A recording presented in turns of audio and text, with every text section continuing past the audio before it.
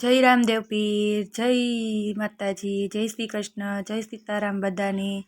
તો હાલો મિત્રો, આજે શિયાળામાં ખાવાની મજા આવે એવી લીલી ટેસ્ટી અને યુનિક રેસીપી એટલે કે ચટપટી બનાવવાના છીએ। તો તેના માટે આપણે આવી રીતના ભાખરી બનાવી લીધી છે અને આ ભાખરી આપણે તેને શેકી લઈશું।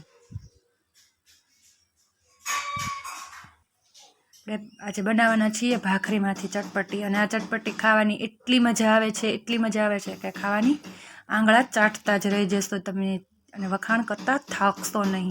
જ્યારે તમે આવી રીતના ચટપટી બનાવીને ખાશો ને તો તમારા ઘરના માણસો તમારા વખાણ કરતા થાકશે નહીં। એટલી સરસ આ ટેસ્ટી અને યુનિક ચટપટી બને છે। તો એકવાર વિડીયો અંત સુધી જરૂરથી જોજો, અને વિડીયો સારો લાગે તો લાઇક, શેર અને સબસ્ક્રાઈબ જરૂરથી કરજો, અને કોમેન્ટમાં બતાવજો કે તમને આ મેરી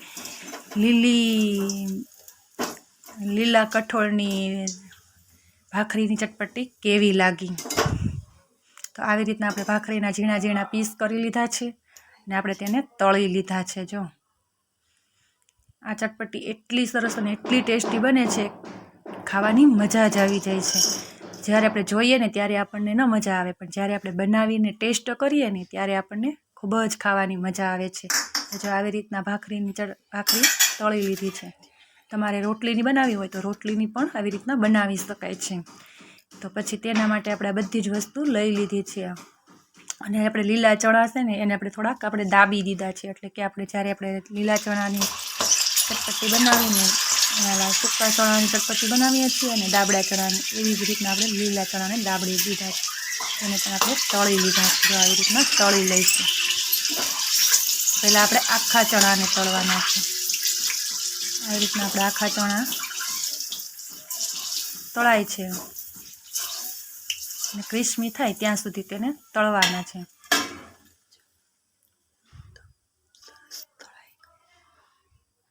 જો આપણા ચણા છે ને એકદમ તળાઈ ગયા છે। જો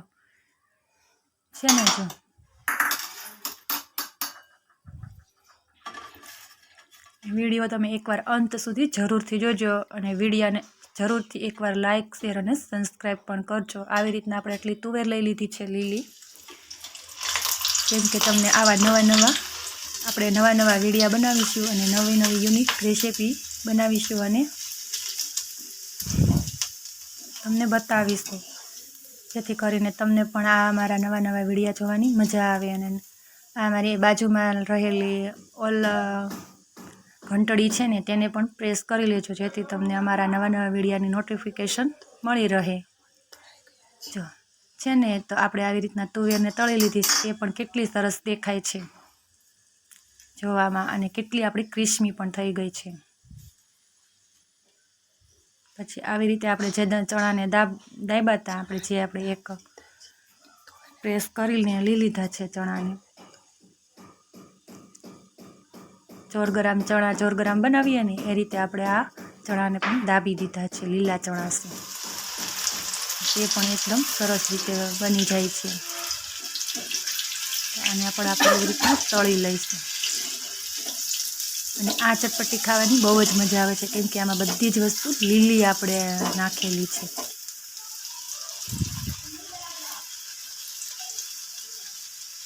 આ ચટપટી ખાશો ને તો તમે બધી જ ચટપટી ભૂલી જશો, એટલો એનો ટેસ્ટ અને સ્વાદ આવે છે।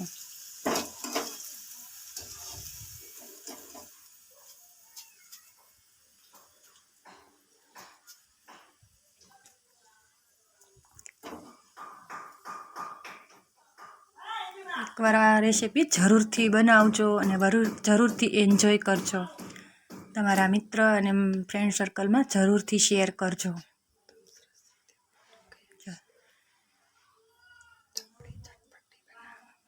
કેટલા સરસ ક્રિસ્પી રીતે તળાઈ ગયા છે। જો દાબેલા ચણા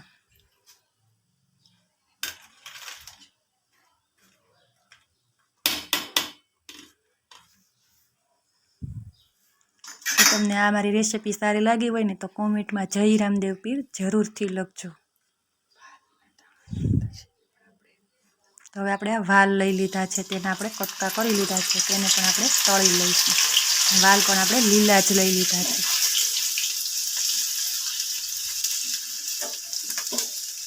એનો ટેસ્ટ પણ આમાં બહુ સરસ આવે છે. અને જ્યારે શિયાળામાં તો આ બધી વસ્તુ એકદમ સરસ લીલી અને સસ્તી જ મળતી હોય છે, ત્યારે આવી રીતના આપણે ઘરે જ બાળકોને બાળકો આપણે નથી કશું જ ન ખાતા હોય તો આવી રીતના ચટપટી બનાવીને દઈએ ને તો બાળકો પણ હોંશે હોંશે ખાશે આ ચટપટી. કેમ કે આપણે બધી જ વસ્તુ ટ્રીક અને ટિપ્સથી બનાવેલી છે સરળ રીતે, કે બધાને જોતાં જ આવડી જાય. જો લાગે છે ને આગેથી આપણે કાજુના કટકા હોય તેવા. તો આવી રીતના આપણા વાલ પણ તળાઈ ગયા છે ને. અને હા મિત્રો, આ સૂકા વાલ જો છે ને, સૂકા વાલ હોય ને તેની આપણે ઢેફલી પણ બહુ સરસ બને છે. જો તમારે એનો વિડીયો જોવો હોય તો કોમેન્ટમાં જરૂરથી બતાવજો, તો આપણે સૂકા વાલની ઢેફલી પણ બનાવીને બતાવશું. તો આ ચટપટી એટલી સરસ બને છે, તો હવે બનાવવાનું શરૂ કરીએ. આપણે બધી જ વસ્તુ તળાઈ ગઈ છે. તો આપણે એક પ્લેટ લઈ લીધી છે, કેમ કે હું તો પ્લાસ્ટિકની વસ્તુ નથી વાપરતી, એટલે હું સ્ટીલ અથવા તો માટીનું જ વાસણ લઉં છું. તો આપણે પહેલાં જે ભાખરીને તળી હતી, આપણે ઝીણી ઝીણી પીસ કરીને આપણે જે ભાખરીને તળી હતી તે ભાખરી આપણે લઈ લીધી છે. અને એની જગ્યાએ જો તમારી પાસે ભાખરી ન હોય અને વધેલી રોટલી હોય ને, તો તેને પણ આવી રીતના તળી લેવાની. અને રોંઢે આ ચટપટી ખાવાની, રોંઢે અથવા તો આપણે બહાર ફરવા ગયા હોય ને આવી રીતના બધું અલગ અલગ લઈ જવાનું તળીને સુધારીને. પછી આપણે ત્યાં જઈને આપણે આવી રીતના ચટપટી બનાવીને ખાઈએ ને તો ખાવાની બહુ જ મજા આવે છે.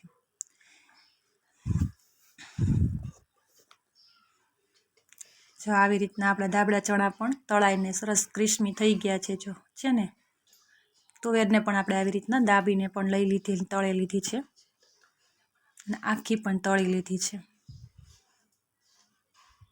તો છે ને, આ આપણી તુવેર છે, ઝીણી છે ને એટલે આપણી આમ હાથમાં હરખી રહેતી નથી.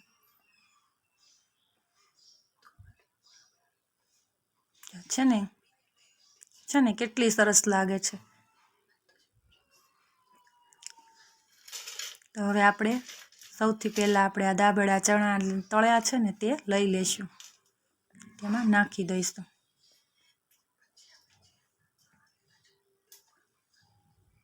પછી આપણા જે આખા ચણા તળ્યા હતા ને તે પણ આપણે તેમાં નાખી દઈશું. હા મિત્રો, આ બધા આપણે લીલી જ વસ્તુ છે, એમાં સુકાઈ ગયેલી એકેય વસ્તુ નથી નાખેલી, બધું જ લીલું છે. સુકલ સણાઈ નથી કે સુકલ તુવેર પણ નથી. જો છે ને, તો હવે આપણે તુવેરને નાખી દેવાના છે, જે આપણે તળી લીધી છે ને તે લીલી.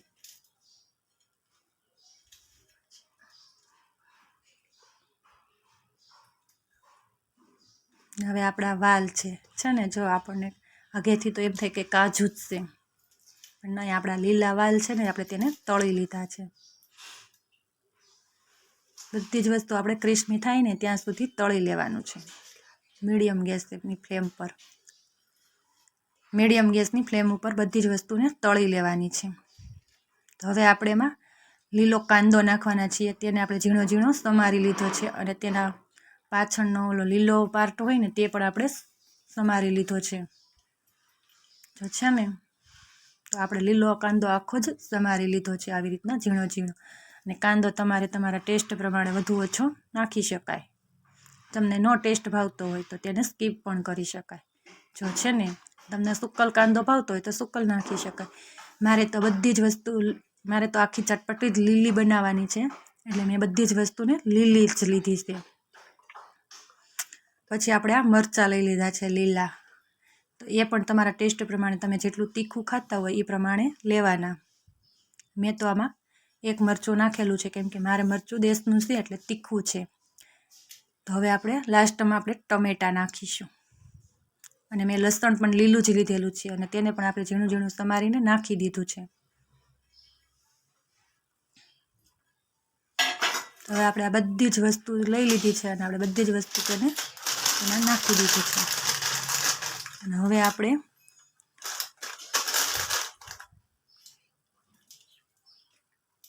આપણા મેજિક આપણે ઉપરથી થોડીક સેવ નાખીશું. સેવ પણ તમારે તમારા પ્રમાણે જે ખાવી હોય વધુ ઓછી એ પ્રમાણે નાખી શકાય. મેં તો આ એક વ્યક્તિ માટે બનાવેલી છે ચટપટી અત્યારે. તમારે તમારી જેટલા વ્યક્તિ માટે બનાવવી હોય એટલી ક્વોન્ટિટીમાં બધી વસ્તુને લઈ લેવાની. તો હવે આપણે આમાં ચાટ મસાલો નાખવાના છીએ. અને જો મિત્રો તમારી પાસે ચાટ મસાલો ના હોય ને તો આમચૂર પાવડર પણ નાખી શકાય છે. તેનો ટેસ્ટ પણ સરસ જ આવે છે. આપણે 1 ચમચી જેટલું આપણે આમાં ચાટ મસાલો નાખીએ એટલે આપણે નમક પણ નાખવાની જરૂર રહેતી નથી. હવે આપણે એટલો સંચળ પાવડર નાખવાના છે 1 પિંચ જેટલો. અને તમારે જો નમક નાખવું હોય તો તમારે ચાટ મસાલો થોડો ઓછો લેવાનો. અને હવે આપણે આમાં ખજૂર આંબલીની ચટણી બનાવેલી હતી ને તે પણ નાખી દઈશું. અને જો તમારી પાસે ખજૂર આંબલીની ચટણી ન હોય ને તો તમારે તેમાં સોસ અથવા લીંબુ પણ નાખીએ ને તો પણ ચાલે.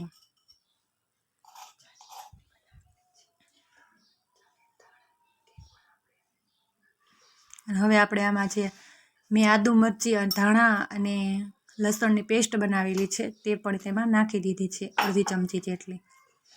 જો તમારે મરચું તીખું હોય તો ઓછી નાખવાની અને મોળું હોય તો તમારા ટેસ્ટ પ્રમાણે વધુ ઓછી નાખવાની. અને તમારી પાસે આદુ મરચી ધાણા અને લસણની ચટણી ન હોય ને તો તમારે જે આપણે લસણ આવે છે ને સૂકું લસણ તેની ચટણી પણ નાખી શકાય છે.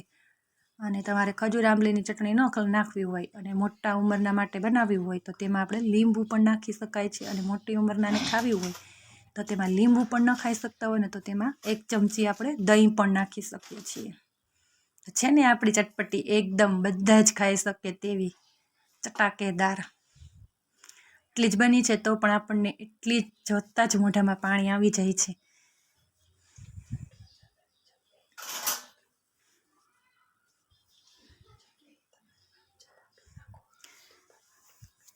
તો હજી આપણે આમાં આવી રીતના એટલે આપણે જો તમારી પાસે આમચૂર પાવડર હોય તો આમચૂર પાવડર નાખવાનો અને ના હોય તો આવી રીતના સંચળ ચાટ મસાલા પાવડર નાખવાનો. તો હવે આપણે આવી રીતના બધી જ વસ્તુ નાખી દીધી છે. તો હવે આપણે તેને 2 હાથ વડે મિક્સ કરી દઈશું.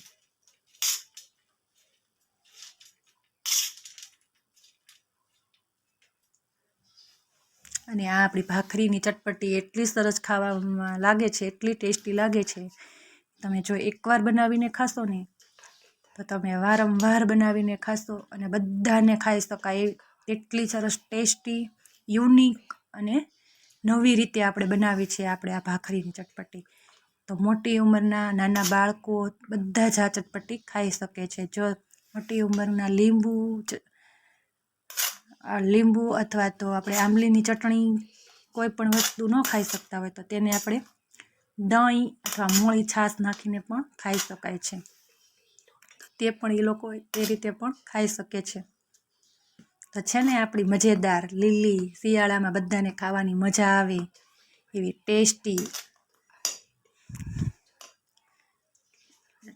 ટેસ્ટી અને સ્પાઇસી જોતાં જ ખાવાનું મન થઈ જાય.